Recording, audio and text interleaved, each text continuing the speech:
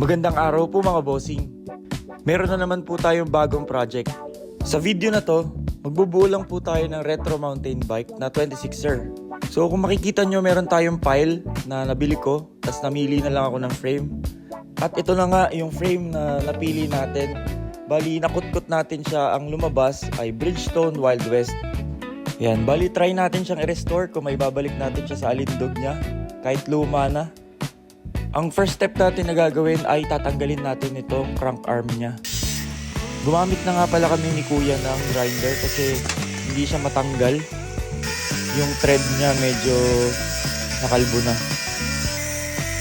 Yan, kailangan sapilitan talagang tanggalin. Kinutkot namin siya, ayan ang lumabas. Color blue talaga yung original na paint niya. Kasi pininturahan siya ng all black.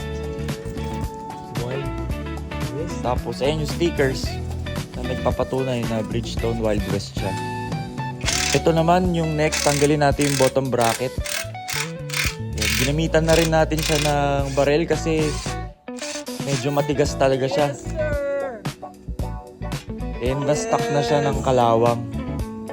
Yan yung mahirap dito sa pagbubuo ng retro MTB. Hindi mo alam kung gaano kakalawang yung frame. After natin matanggal yung crank, yung BB, at buti naman binigay niya, meron naman problem tayong gagawin. Kasi meron siyang na-stuck na alloy seat post doon sa loob. Yan.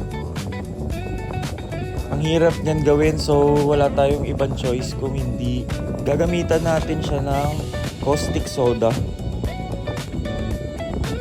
Yan, tinakpan ko na yung BB shell niya. Tapos, ayan, gamit lang tayo ng caustic soda. I-dissolve lang natin siya sa tubig. Then, ibubuhos mo lang siya doon sa may mismong seat tube. Ayan. Siguro mga 2 araw ko siyang ginawa. Tapos, bumubula lang siya ng bumubula. Parang nagre-react kasi yung caustic soda sa alloy. So, tinutunaw niya. Ayan, hinugasan ko siya. Tapos, may mga chunks na siya ng alloy. So, ayan. Medyo malinis naman na siya. So far, mukhang okay naman yung frame na napili natin. Part 2 na po tayo next. Thank you!